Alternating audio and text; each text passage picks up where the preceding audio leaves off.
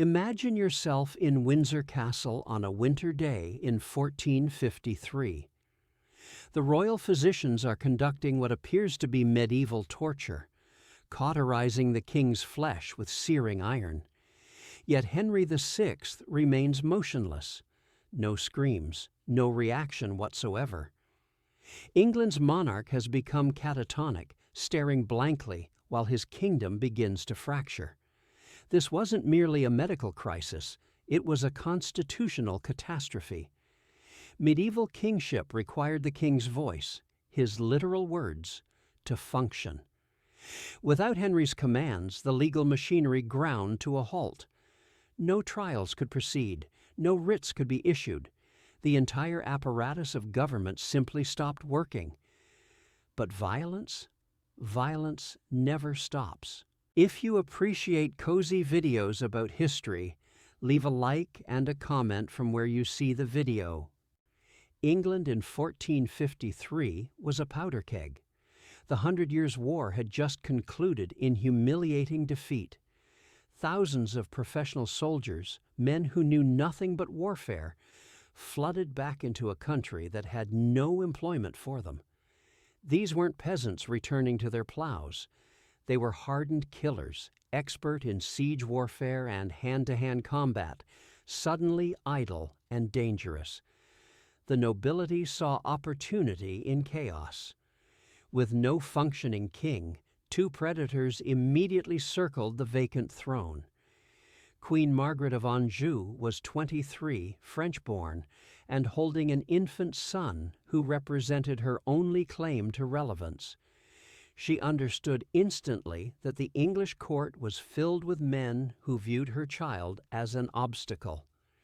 She transformed from diplomatic consort to political warrior overnight, effectively seizing control of the royal seal and demanding absolute allegiance. Opposite her stood Richard, Duke of York, the wealthiest magnate in England, descended from Edward III through two separate lines. York didn't see Henry's collapse as tragedy. He saw destiny. He marched into London, pushed aside the Queen's faction, and declared himself Lord Protector. He imprisoned his rivals and began governing with an iron fist, convinced he was rescuing England from incompetence. For over a year, this standoff held. Then, on Christmas Day 1454, something impossible happened. Henry VI opened his eyes. He looked around, confused, asking what year it was. His catatonic state had lifted as mysteriously as it had descended. But his awakening didn't save England. It doomed it. Queen Margaret immediately maneuvered the bewildered king back onto his throne and whispered poison in his ear about York's treachery. Within days, York lost his protectorship. His allies were dismissed. He faced a brutal choice: surrender and likely face execution, or raise his banners in rebellion. York chose war. To understand the insanity that followed, you must abandon any notion of this being a war between separate nations or ideologies. This was a family destroying itself from within. York and Lancaster weren't foreign enemies. They were cousins who had grown up together, hunted together, and intermarried. They were all branches of the Plantagenet dynasty, that great, sprawling royal family tree that had ruled England for centuries. The rot began with Edward III, who reigned a century earlier. He had 7 sons and made the catastrophic error of marrying them all into wealthy English families, distributing land and titles generously. Instead of creating a clear line of succession, he created 5 competing superfamilies, each with legitimate royal blood and the wealth to wage private war. By 1455, England's aristocracy resembled sharks trapped in a shrinking tank. The wealth these magnates commanded is difficult for modern minds to comprehend. The Earl of Warwick didn't just own property, he owned entire regions. When he traveled to London, he arrived with 600 armed retainers, all wearing his livery, all sworn to him personally rather than to the crown. This system, called bastard feudalism, meant loyalty was purchased, not inherited. Gold bought armies. When York marched south toward London in May 1455, he wasn't leading rebels. He was leading a private military corporation. Here's the strangest part. Nobody wanted to overthrow Henry VI yet. York's stated goal was simply to remove evil counselors from around the king, specifically Edmund Beaufort, Duke of Somerset. This was framed as loyal service, not revolution. They treated it like a hostile takeover, not regicide. Both sides believed they were the heroes. The Lancastrians thought they were protecting God's anointed king from an ambitious warlord. The Yorkists thought they were saving England from corrupt ministers bleeding the treasury dry. Neither side understood that once they authorized bloodshed in the name of politics, they had broken a seal that could never be restored. The history books call it the First Battle of St. Albans, lending it an air of martial grandeur. That's misleading. What happened on May 22, 1455, was less a battle and more an urban brawl. The entire affair lasted under an hour, occurred within a few city blocks, and killed fewer people than a modern soccer riot. But the psychological damage was nuclear. Henry VI's forces had barricaded themselves inside the town, blocking narrow streets with carts and timber. Outside, York's army waited. For hours, nothing happened. This pause is crucial to understand. Attacking the king's banner wasn't merely treason, it was sacrilege. Every soldier knew that stepping forward meant risking being hanged, drawn, and quartered. The standoff lasted until noon. Then Richard Neville, Earl of Warwick, York's nephew and chief enforcer, decided he was tired of waiting.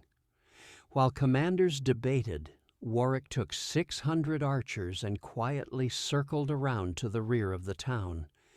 They found a weakness: civilian gardens and back alleys. Warwick's men smashed through garden fences, trampled vegetable plots, and burst into the market square from behind the royalist defenses. Chaos erupted instantly. The cry of "A Warwick! A Warwick!" filled the air as arrows rained down. In the confined streets, there was no room for tactics. Knights in full plate armor stumbled over market stalls and slipped on cobblestones. The English longbow, designed to slaughter French cavalry at distance, was now being used at point-blank range against Englishmen. Then the unthinkable occurred. King Henry VI, standing beneath his royal standard, was struck by an arrow. It grazed his neck. Another pierced his hand. The King of England, God's representative on earth, was bleeding on a street corner. In any previous age, that would have stopped everything. But Warwick's men kept shooting. The taboo had shattered. The king was no longer divine. He was just another target. Richard of York had one specific objective: the Duke of Somerset. This was personal. Somerset, realizing the battle was lost, sought refuge in an inn called the Castle. There was no sanctuary that day. Yorkist soldiers surrounded the building. Understanding there was no escape, Somerset kicked open the doors and charged out alone, sword swinging in a final act of desperate courage. He killed 4 men before being hacked down on the doorstep. 30 minutes after it began, the violence ended. York found the wounded Henry in a nearby abbey, knelt before him, returned his crown, and swore loyalty. It was absurd theater. York pretending nothing fundamental had changed. that he'd merely performed necessary surgery by removing Somerset. But everything had changed. The nobility looked at blood-stained cobblestones and realized the old rules were dead. If you could wound a king and butcher his chief minister in broad daylight without consequence, then no one was safe. The war had begun. While Richard of York celebrated in London, believing he had stabilized the realm, he forgot one critical variable: the Queen. Margaret of Anjou was no longer simply a wife. She was a mother whose son had been disinherited. In 1460, the weak-willed Henry VI agreed to the Act of Accord, a treaty stating that Henry would remain king for life, but upon his death the crown would pass to Richard of York. Henry's own son, Prince Edward, was cut out of the succession entirely. For Margaret, this wasn't political defeat. It was a declaration of war against her child. She refused to accept it. She took her son and fled north to the lawless regions beyond the king's control. And she did what her husband couldn't. She built an army. She promised Scottish mercenaries the right to plunder English towns. She rallied northern lords who despised York.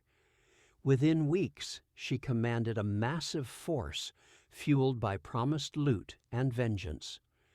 Richard of York, recognizing the threat, marched north to his stronghold at Sandal Castle to crush this rebellion. He assumed his mere presence would scatter the Queen's forces. He was catastrophically wrong.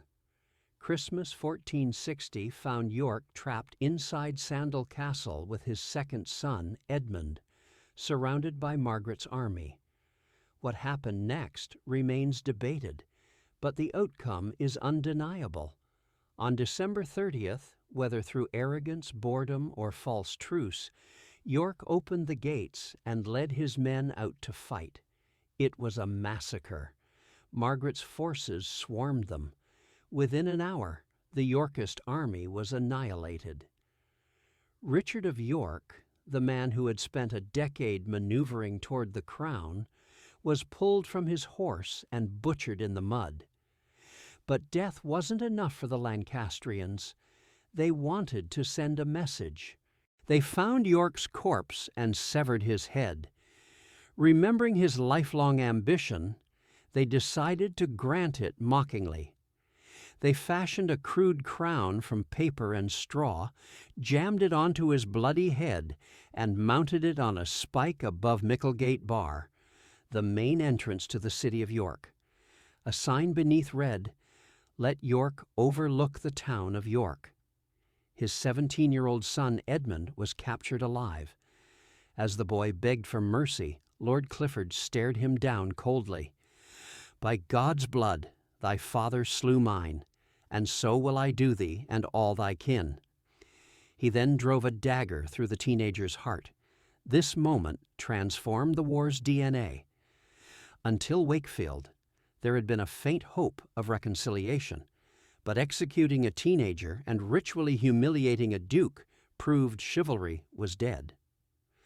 Margaret of Anjou had won the battle, but in mocking the dead, she had created something far more dangerous, a blood feud. In London, York's eldest son, Edward, received the news. He didn't mourn. He prepared for total war. If you stood in the Yorkshire fields on Palm Sunday, March 29, 1461, you would have witnessed hell manifested on English soil. This was the Battle of Towton. While previous clashes had been skirmishes, this was total war. Over 50,000 men, perhaps as many as 75,000, faced each other across a snowy plateau. That represented roughly 2% of England's entire population, all gathered in one place to kill each other. But the real enemy that day wasn't the opposing army, it was the weather. A freak blizzard screamed across the battlefield, driving snow horizontally into the faces of the Lancastrian army. They were effectively blind. Edward of York, now 19 and commanding with brilliant ruthlessness, exploited this mercilessly. He ordered his archers to step forward, loose their volleys into the wind, then step back. The gale carried Yorkist arrows farther than normal, plunging them into the invisible Lancastrian ranks. When the Lancastrians tried to return fire, the wind blew their arrows back or caused them to fall short, sticking harmlessly in the frozen ground. It was slaughter before swords were drawn. Desperate to end the arrow storm, the Lancastrians charged. What followed was 10 hours of hand-to-hand combat so dense that men died standing up, their corpses held vertical by the press of bodies. For centuries, historians thought accounts of Teuton's brutality were exaggerated. Then, in 1996, construction workers uncovered a mass grave. The skeletons told a story that shocked forensic scientists. These weren't simply soldiers who died in combat. They were victims of frenzied personal violence. One skull showed not one fatal wound, but 15 separate injuries. Another soldier had a square hole punched through his forehead, the signature of a poleaxe, but his jaw was also cleaved in half and his cranium crushed. This wasn't professional warfare. This was overkill. The evidence suggests that victors removed the helmets of wounded enemies and smashed their faces while they lay helpless on frozen ground. The order was clear: no quarter, take no prisoners. As the Lancastrian line broke, retreat became catastrophe. They tried to cross the Cock Beck, a small river behind their position, but the bridge had been destroyed. Men in heavy armor plunged into freezing water and drowned. As more soldiers arrived, they clambered over the drowning, pushing them under to use them as stepping stones. Eventually, the pile of corpses grew so high that pursuing Yorkists simply walked across a bridge of bodies to slaughter survivors on the far bank. The killing continued for miles. Snow turned crimson. Local legends claim the river ran red for 3 days. Even today, farmers plow up bone fragments and rusted metal. By sunset, an estimated 28,000 men lay dead. The old nobility of England had been decimated in a single afternoon. From the carnage emerged 18-year-old Edward as King Edward IV. He had avenged his father and won the crown. But the price was a field fertilized with the blood of a generation. Edward IV looked like a king from legend. At 19, he stood 6 feet 4 inches tall, a giant in an age when the average man barely reached 5'7". He was charismatic, fearless, and hedonistic. He adopted a new emblem, the sun in splendor, symbolizing golden dawn after the dark winter of Henry VI's madness. To the people of London, he was a hero. To his cousin Warwick, who had risked everything to put Edward on the throne, he was supposed to be a grateful puppet. Warwick, now called the Kingmaker, assumed governing would be simple. He would run the country. Edward would smile, wave, and marry a French princess to secure a vital alliance. Warwick spent months in France negotiating a marriage treaty, promising the French court that young King Edward was his to command. But while Warwick sipped wine in Paris, Edward was riding into Northamptonshire woods for a very different kind of meeting. He had become obsessively infatuated with a woman named Elizabeth Woodville. She was everything a king should not marry. A widow, 5 years his senior, her first husband had died fighting against the Yorkists, and worst of all, she was a commoner by royal standards. When Edward demanded she become his mistress, Elizabeth reportedly held a dagger to her throat and refused, marriage or nothing. Edward, a man unaccustomed to hearing no, did the unthinkable. In a quiet ceremony in May 1464, he married her in secret. When Warwick returned from France triumphant with a peace treaty, Edward dropped the bombshell. He wasn't marrying the French princess. He was already married to the widow Woodville. Warwick was humiliated. He'd been made to look like a fool before European royalty. The French treaty collapsed instantly. If it had been just Elizabeth, Warwick might have swallowed his pride. But Elizabeth didn't come alone. She brought a massive, hungry family, 2 sons, 5 brothers, and 7 unmarried sisters. Like locusts, the Woodvilles descended on court. Every wealthy heir or heiress in England was suddenly married off to a Woodville sibling. The breaking point was personal. Warwick had an elderly aunt, the Duchess of Norfolk, in her 60s. The Queen arranged for her 20-year-old brother, John Woodville, to marry this elderly woman solely to access her fortune. It was a scandal that disgusted the entire nobility. The sun in splendor was no longer shining on old allies. It shone only on the Queen's family. Warwick watched his influence evaporate. He realized he had replaced a mad king with an ungrateful one. The man who made kings could also unmake them. If Edward's marriage was scandal, what followed was political abomination. Warwick, pushed from the inner circle, decided to burn everything down. He attempted a coup using Edward's jealous brother George, Duke of Clarence, but it failed. Branded a traitor, Warwick fled across the Channel to France. There, in the court of King Louis I, the spider of European politics, Warwick was forced to do the unthinkable. To regain power, he had to ally with the woman who had beheaded his father. He had to shake hands with Margaret of Anjou.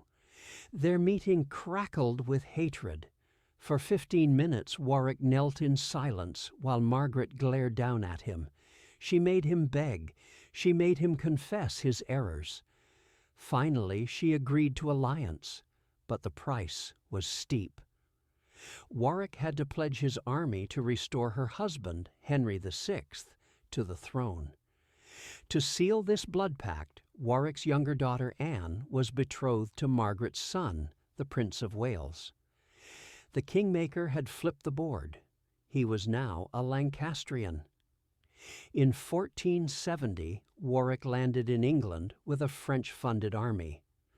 The country was stunned. The man who placed Edward on the throne was marching to remove him. Edward, caught dining near Doncaster, barely had time to pull on his boots. Betrayed by his own brother Montague, Edward fled to the coast, jumped on a trading ship, and escaped to Burgundy with nothing but the clothes on his back. Warwick marched into London as conqueror. He went straight to the Tower of London, not to arrest a king, but to free one. What he found was pitiful. Henry VI was no longer the catatonic statue of 1453.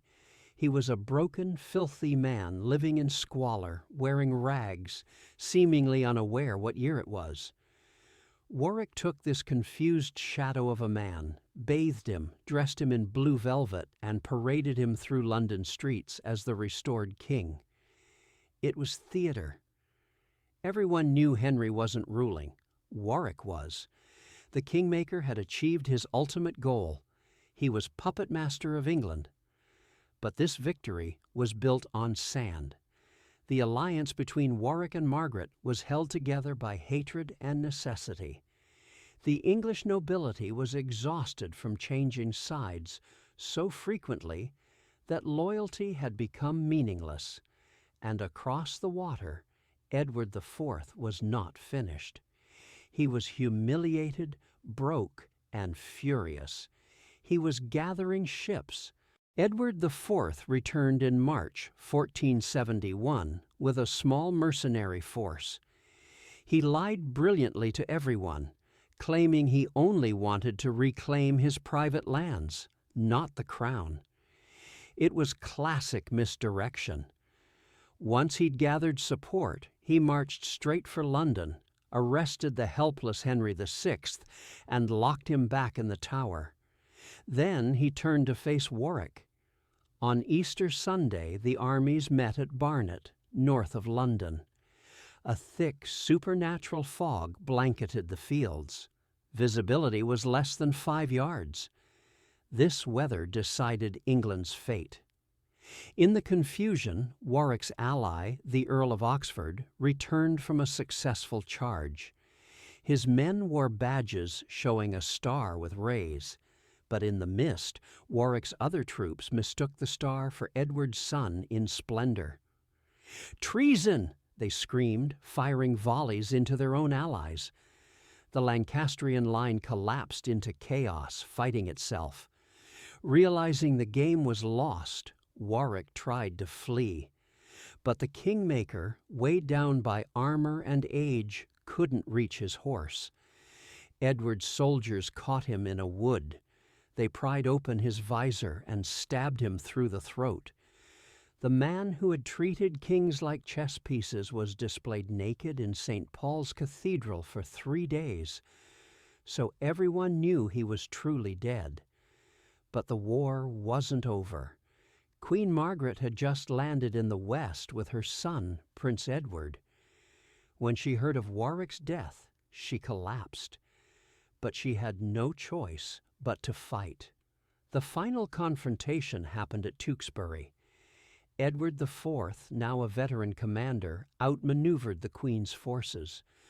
But the most terrifying figure on that field wasn't the king. It was his 18-year-old brother, Richard, Duke of Gloucester. Small, slight, fiercely loyal, Richard commanded the vanguard. He smashed through Lancastrian defenses with ferocity that terrified veterans. The aftermath was butchery. The Lancastrian heir, Prince Edward, the boy Margaret had fought for since his birth, was cut down as he fled. Some say he was captured and struck by the king before being stabbed by Richard. Others say he died in the mud. It didn't matter. The Lancastrian line was severed. Margaret of Anjou was captured, not as a queen, but as a childless, broken widow. Edward IV returned to London in triumph on the night of May 21st, 1471. That same night, a convenient tragedy occurred in the Tower.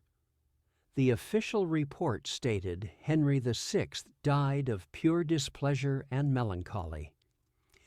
In reality, melancholy looks suspiciously like blunt trauma to the skull. Analysis of Henry's remains centuries later showed his hair matted with blood. Most historians point to one man, Richard, Duke of Gloucester. He was Constable of England, the man who did dirty work so his brother could keep his hands clean. With Henry dead and his son killed at Tewkesbury, the House of Lancaster was extinct. The Wars of the Roses seemed over. But they'd forgotten one thing. When you kill all your enemies, the only people left to fight are family. Peace in medieval England was fragile, usually hanging by a single man's life. In April 1483, that thread snapped. King Edward IV, the giant warrior who had survived blizzards and battles, died in his bed at age 40.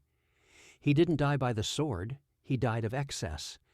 Years of gluttony, alcohol, and debauchery finally stopped his heart.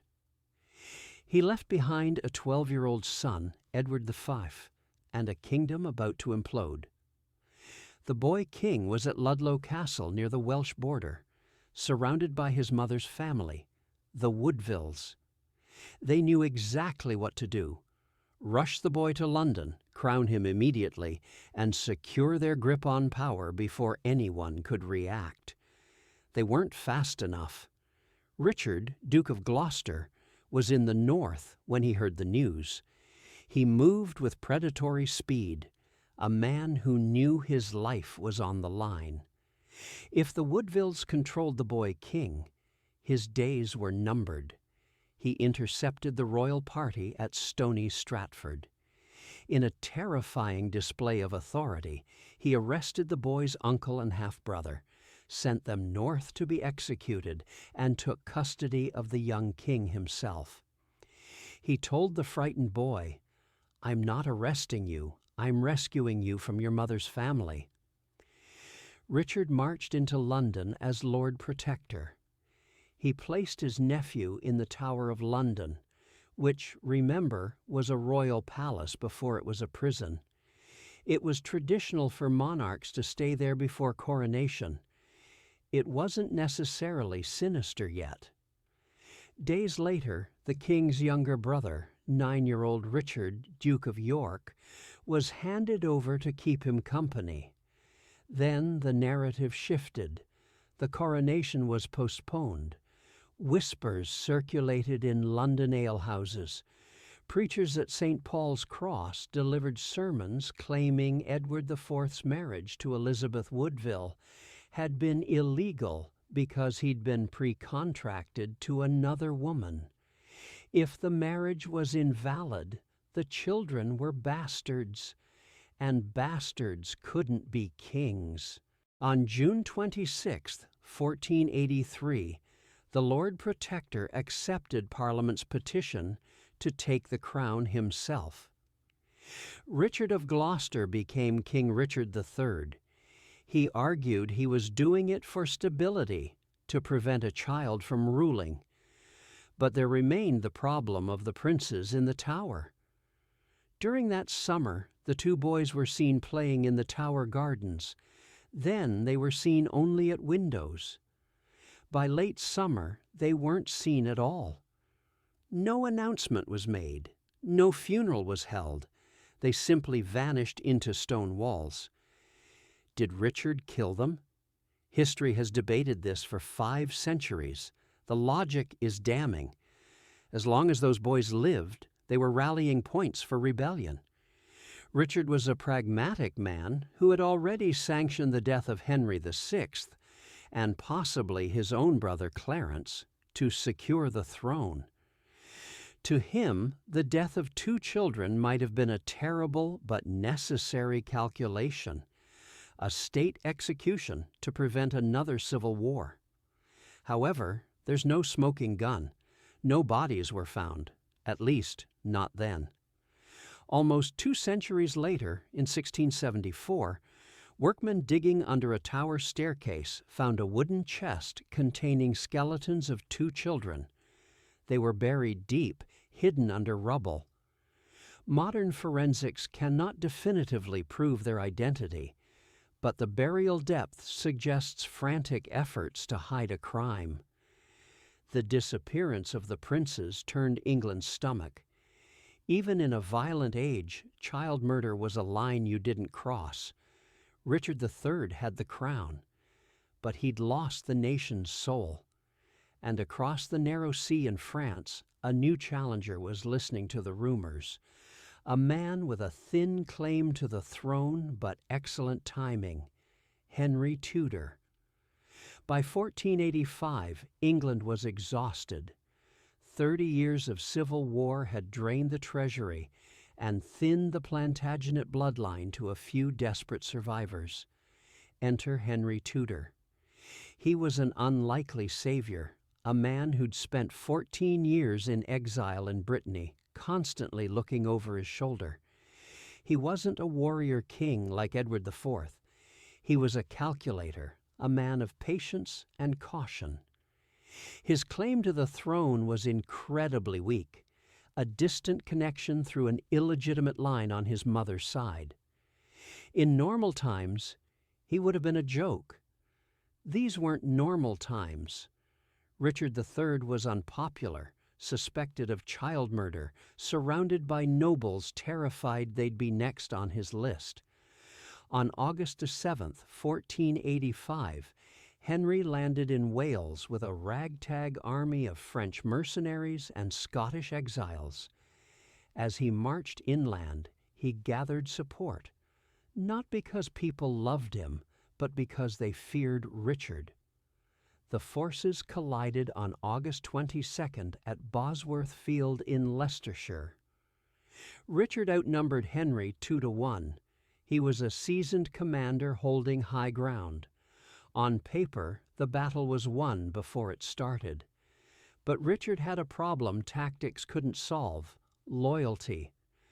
A massive portion of his army, led by the powerful Stanley family, stood on the sidelines, refusing to fight. They were watching, waiting to see who would win before committing their swords. It was the ultimate cynical maneuver of the Wars of the Roses. Seeing his lines waver and the Stanleys hesitate, Richard made a decision that defines his legacy. He spotted Henry Tudor's banner in the distance, guarded by a small retinue. Richard realized that if he could kill Henry personally, the rebellion would die instantly. He didn't send subordinates. He lowered his visor, spurred his white charger, and led a desperate cavalry charge directly at the pretender. It was pure medieval heroism. Richard fought like a demon.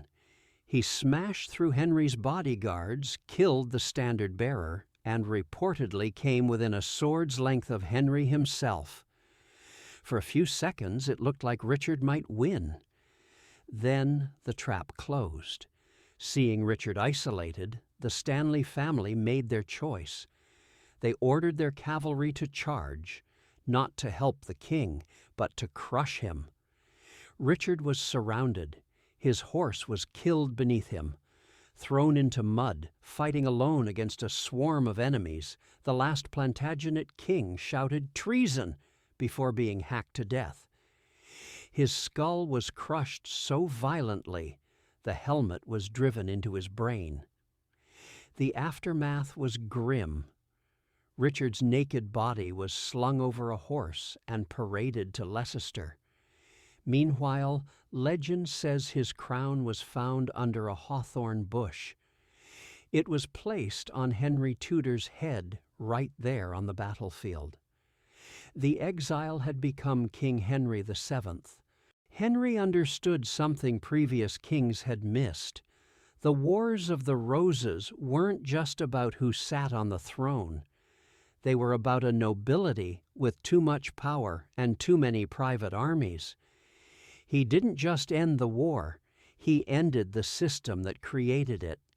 He married Elizabeth of York, daughter of Edward IV. It was masterful propaganda. By combining the red rose of Lancaster and the white rose of York, he created the Tudor rose, symbolizing unity. But it was built on a graveyard. Look at the casualty list. The Dukes of York, Somerset, Exeter, Buckingham, Clarence, Gloucester, Suffolk, Northumberland, all dead. The English nobility had effectively committed suicide, slaughtering themselves so thoroughly in their quest for power that they left a vacuum for the Tudors to build a new kind of monarchy, one where the king was absolute and nobles were merely servants. The Wars of the Roses began with a silent king and ended with a dead one.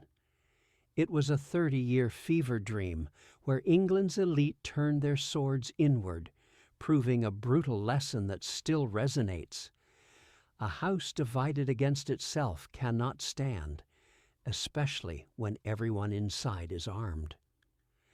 The next time you watch a political drama or fantasy series about power struggles, remember the frozen fields of Towton and the foggy morning at Barnet. The real Game of Thrones wasn't played with dragons. It was played with real lives, real blood, and a level of betrayal fiction can barely touch. The Wars of the Roses teach us something fundamental about power. It is never stable when distributed among too many hands. The English nobility didn't fall to foreign invasion or peasant revolt. They fell because they could not stop fighting each other. Each lord believed he was the hero of his own story, fighting for justice, legitimacy, or the good of the realm. Each was convinced his enemies were corrupt, his cause was righteous, his violence was necessary. They were all wrong. The real winner wasn't York or Lancaster. It was the Tudor dynasty that rose from their ashes, a family that understood the fundamental truth the Plantagenets never learned. Shared power among armed factions is not peace. It's just war in slow motion. Henry VII didn't just wear a crown. He broke the system that had produced 30 years of carnage. He centralized power, neutered the nobility, and built the foundation for the modern English state. The price? Tens of thousands of dead, an entire generation of nobles wiped out, a kingdom that spent 3 decades bleeding itself dry. Was it worth it? That's not for history to answer. But standing in the aftermath of rivers that ran red and fields carpeted with bodies, we can at least understand the question these men never asked themselves until it was too late. What happens when everyone with power believes they deserve more? The answer is written in the bones still buried beneath Yorkshire farms, in the mass graves of Towton, in the cold stones of the Tower where 2 princes vanished, in the crown found under a hawthorn bush after the last Plantagenet king died screaming treason, in the mud. The English nobility slaughtered itself because it could, because the system allowed it, because each man believed his cause justified the next atrocity. They forgot the oldest truth of civilization. Sometimes the greatest courage is not drawing your sword at all. To truly grasp why the Wars of the Roses became so devastating, we need to understand the peculiar nature of medieval English power. Modern nations have clear hierarchies. The government commands the army, the police enforce the law, the courts adjudicate disputes. In 15th century England, these distinctions barely existed. Power was personal, not institutional. When we say the Earl of Warwick commanded 600 men, we don't mean he was a general in the king's army. We mean he personally owned their loyalty through a complex web of payments, promises, and protection. These men wore his badge, ate his food, and would kill for him. Not for England, not for the king, but for him. This system, called bastard feudalism by later historians, had evolved over centuries. In pure feudalism, a lord granted land to vassals in exchange for military service. It was a pyramid with the king at the top. But by the 1400s, the system had mutated. Lords now paid cash wages to retainers who owed them nothing but their salary. Loyalty was transactional. This created a bizarre situation.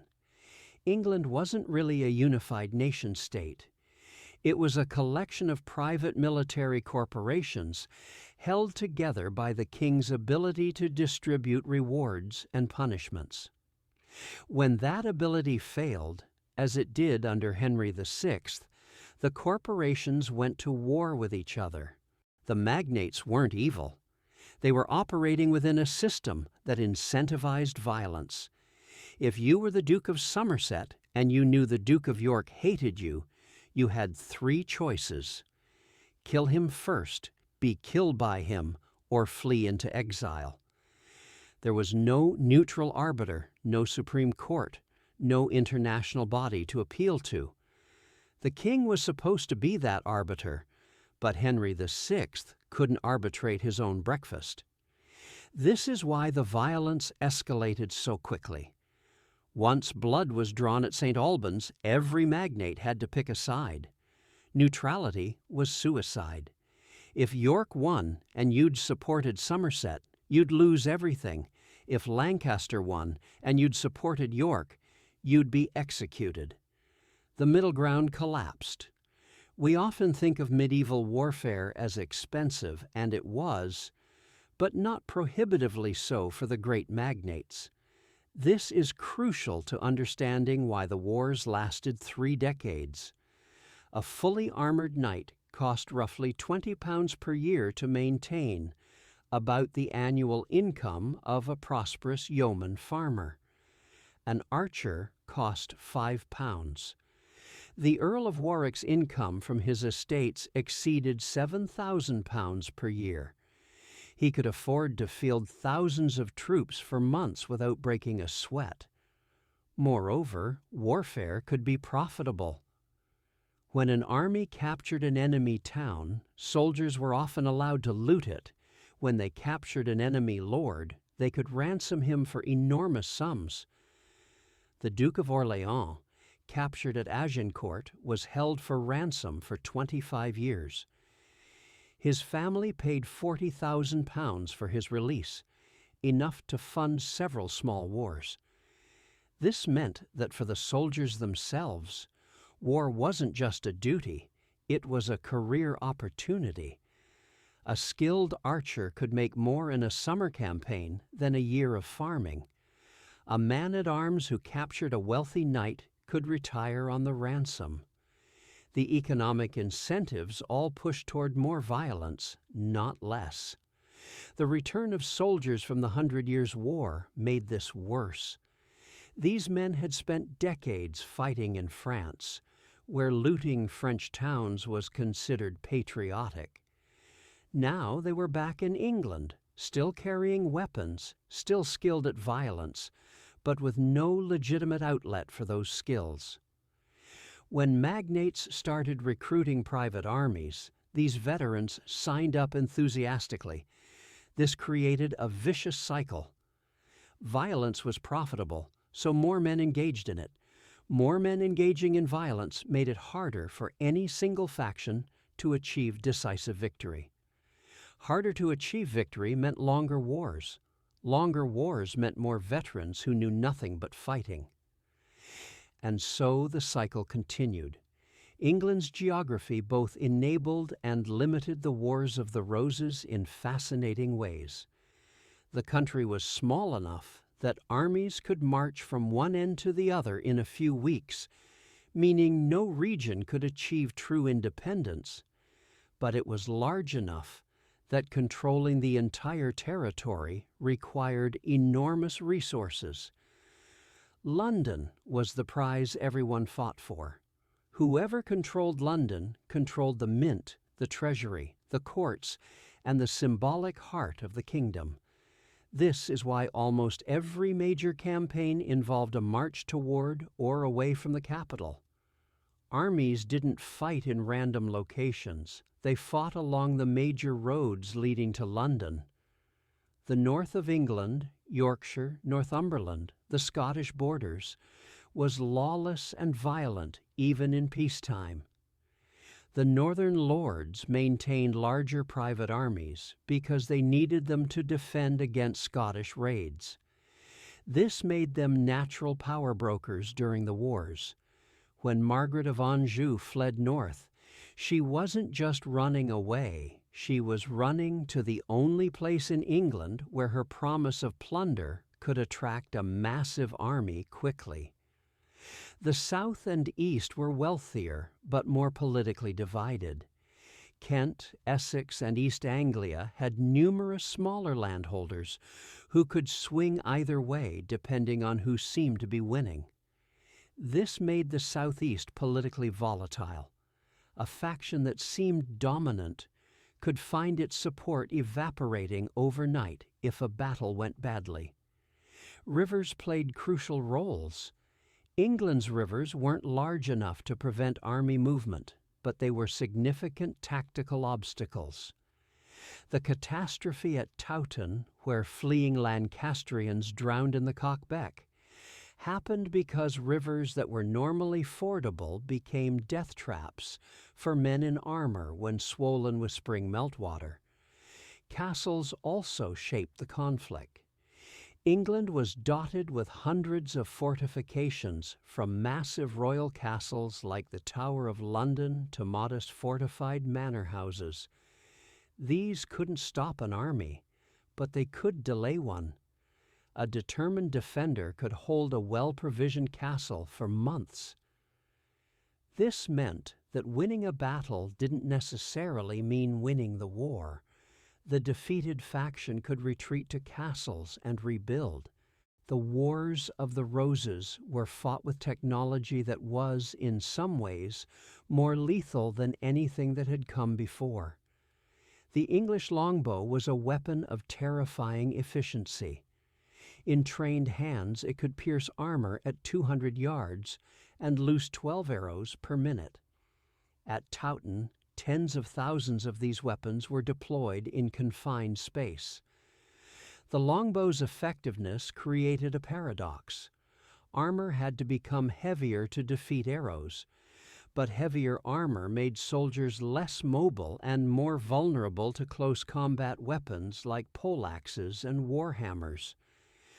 The forensic evidence from Towton shows numerous skulls with wounds from blunt force trauma, weapons designed to crush armor rather than pierce it. Artillery existed but played a minimal role in the Wars of the Roses. Cannons were expensive, difficult to transport, and not particularly effective against moving targets in open battle. They were useful for siege warfare, but not for the kind of rapid movement campaigns that characterized the wars. The real killer was the combination of longbow and melee weapons. Archers would soften enemy formations from a distance, then men-at-arms would close for hand-to-hand combat.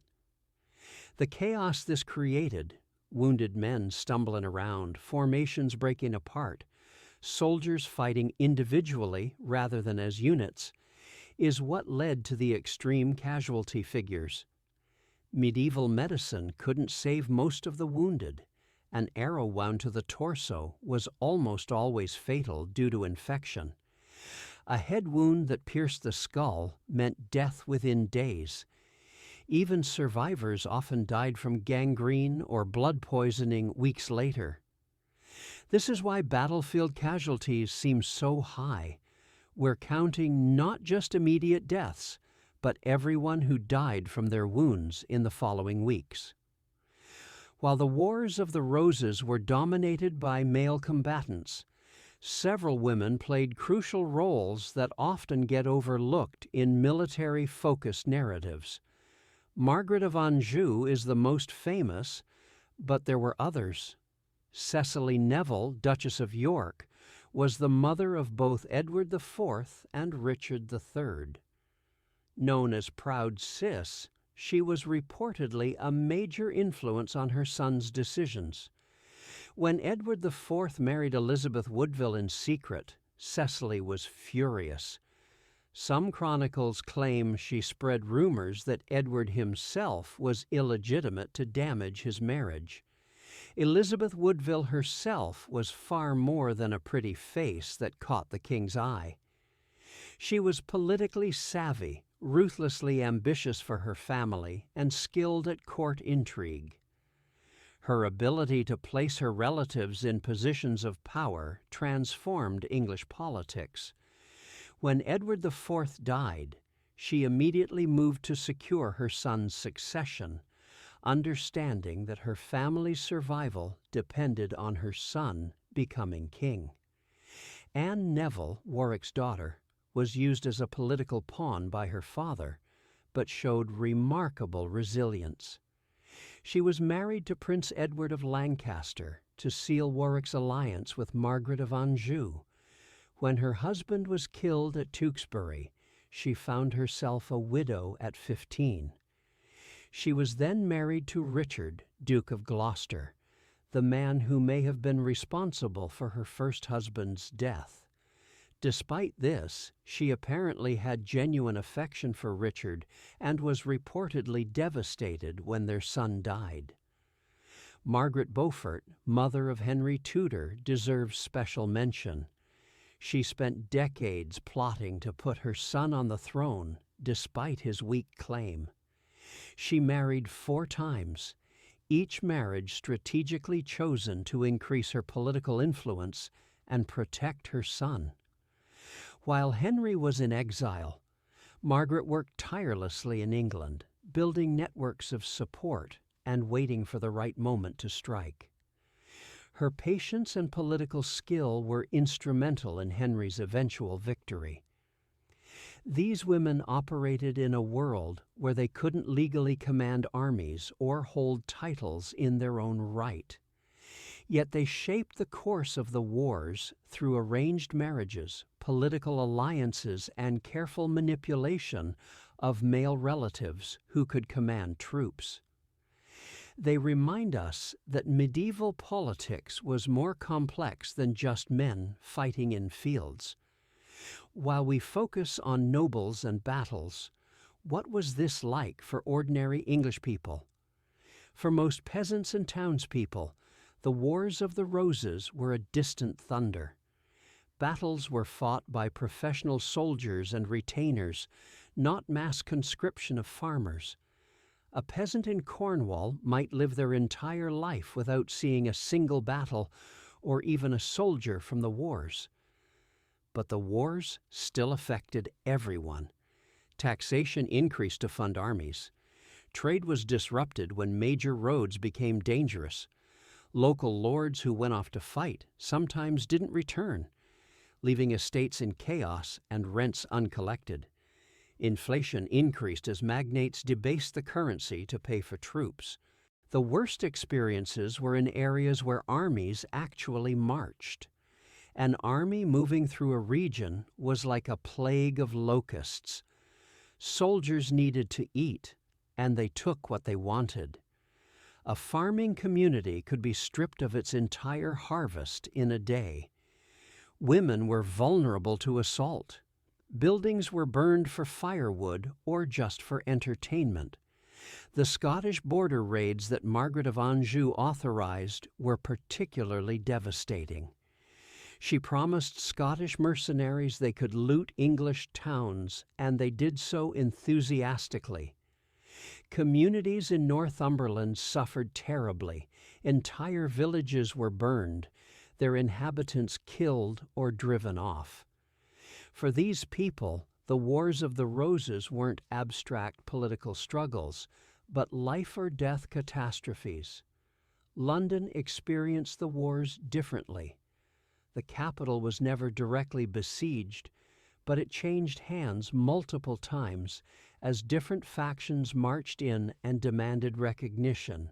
Londoners learned to be flexible in their loyalties. When a new king arrived, you cheered for him, swore allegiance, and hoped he wouldn't sack the city. The city's wealth and population made it too valuable to destroy, which paradoxically made it safer than smaller towns. Common soldiers had their own experiences. Many fought primarily for pay and plunder, not ideology. They often had little understanding of the complex dynastic claims they were supposedly fighting for. An archer from Kent probably didn't care whether the House of York or Lancaster ruled, but he cared very much about getting paid and having a chance to loot an enemy baggage train. The chronicles from the period occasionally give us glimpses of ordinary experiences. One account describes women following armies to loot corpses after battles, stripping the dead of anything valuable. Another describes a farmer who found a wounded knight in his field and nursed him back to health, then was rewarded with land when the knight's faction won. These human moments remind us that behind the grand political narrative were thousands of individual stories of survival, opportunism, fear, and occasional kindness. One of the most significant long-term effects of the Wars of the Roses was how they normalized political violence. Before 1455, executing a noble without trial was almost unthinkable. By 1485, it had become routine. The progression is visible in the historical record.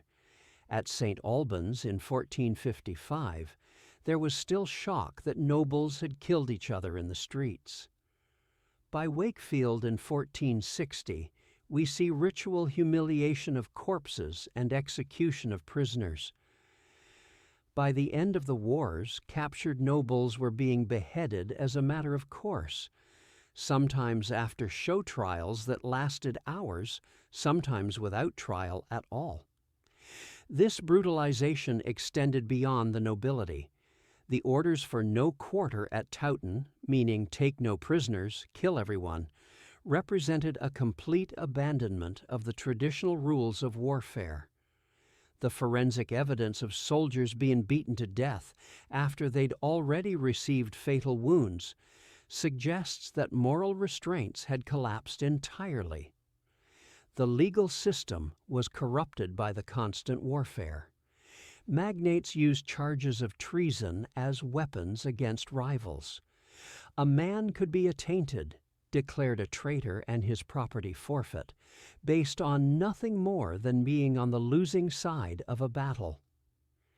These attainders could be reversed when fortunes changed, but the uncertainty destroyed any sense of legal security.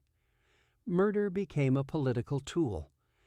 The deaths of Henry VI and probably the princes in the Tower were state-sponsored killings. Richard, Duke of Clarence, was executed on his brother's orders, supposedly drowned in a barrel of wine, though the details are murky.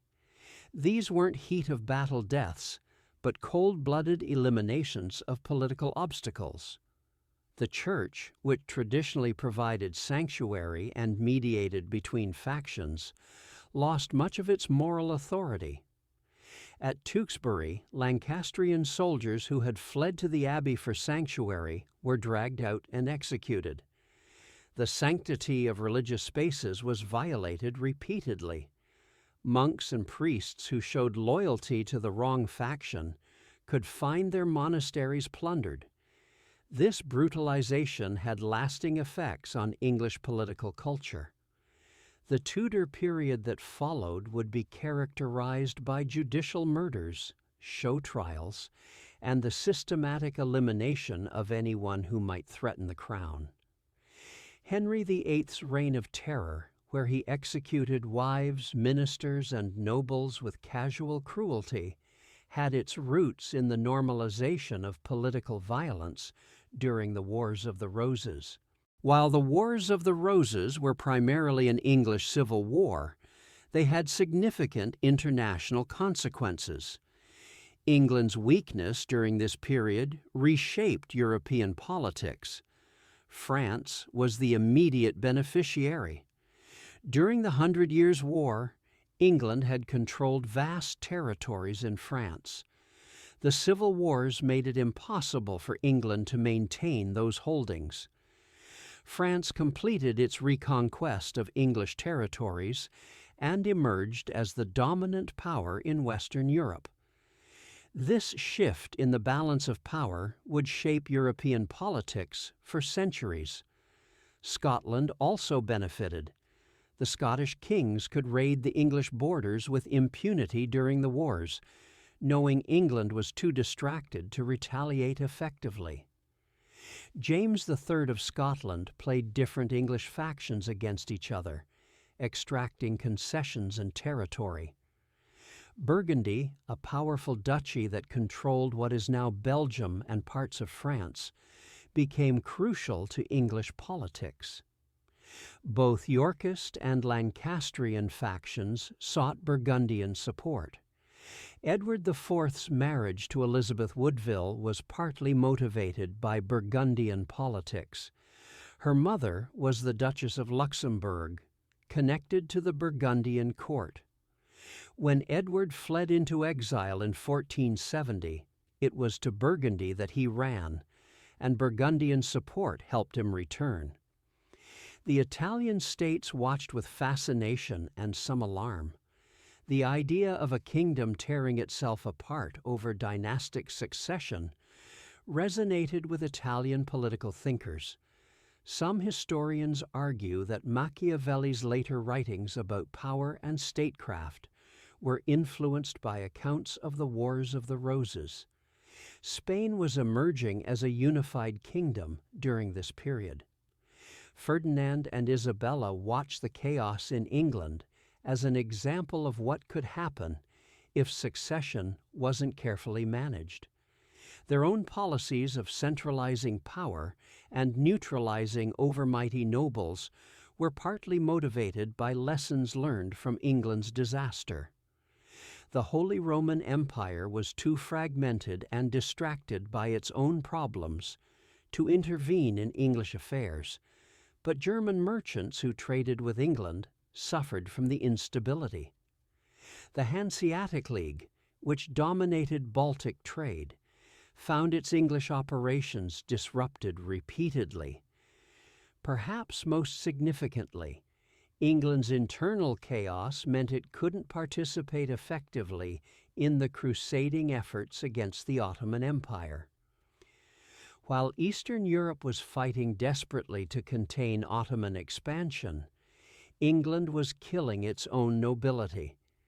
This contributed to the eventual Ottoman conquest of Constantinople and their advance into Europe. The Wars of the Roses marked not just the end of the Plantagenet dynasty, but the end of the medieval period in England. The world that emerged after 1485 was fundamentally different from the world before 1455. The military aristocracy that had dominated England for centuries was decimated. So many nobles died in the wars that Henry VII faced a completely different political landscape. The great magnates who could field private armies were gone. Their estates were broken up, their retainers dispersed. Henry VII systematically prevented the restoration of the old system. He banned retaining, the practice of maintaining large numbers of armed followers. He imposed massive fines on nobles who violated this ban. He used bonds and recognizances, essentially financial hostages, to ensure noble good behavior. He created a new aristocracy loyal to him personally rather than inherited power structures. The wars also accelerated changes in military technology. The dominance of the longbow was ending. Handguns and artillery were becoming more important. The mounted knight in full armor was becoming obsolete. The battles of the Wars of the Roses were among the last where medieval tactics dominated. Economically, the wars hastened the decline of feudalism and the rise of capitalism. Land that had been held for centuries by noble families was bought and sold. New men, merchants, lawyers, administrators began to acquire estates. Wealth became more important than bloodline. Politically, the wars demonstrated the necessity of strong central government. The chaos of the 1450s through 1480s convinced English people that almost any government was better than civil war. This created political space for the Tudor monarchs to accumulate unprecedented power. The absolutism of Henry VIII and Elizabeth I was built on the ruins of the Wars of the Roses. Culturally, the wars changed how English people thought about power and legitimacy. The divine right of kings was strengthened paradoxically by showing what happened when it was violated. The Tudor propaganda machine worked tirelessly to present the Wars of the Roses as a terrible aberration, a punishment for the sin of deposing Richard II in 1399. This narrative justified Tudor authoritarianism as necessary to prevent recurrence. We cannot discuss the Wars of the Roses without addressing William Shakespeare, who shaped how we remember these events more than any historian. Shakespeare wrote 8 plays covering the period. The 3 parts of Henry VI, Richard III, Richard II, and the 2 parts of Henry IV. These plays created indelible images: Richard III as a hunchbacked villain, Henry V as the perfect warrior king, the plucking of red and white roses in a garden to symbolize the beginning of the wars. Many of these images are fictitious or exaggerated. Richard III probably wasn't deformed. His skeleton, discovered in 2012, shows scoliosis but not the grotesque hunchback of Shakespeare's play. The roses weren't actually used as faction symbols during the wars. That was largely a Tudor invention. Henry V was a capable king, but probably not the golden hero of Shakespeare's imagination. Shakespeare was writing a century after the events, during the reign of Elizabeth I. His plays were propaganda as much as drama, designed to legitimize Tudor rule by portraying the pre-Tudor period as chaotic and violent. Richard III is a monster in Shakespeare because the Tudors needed him to be a monster. It justified their overthrow of him.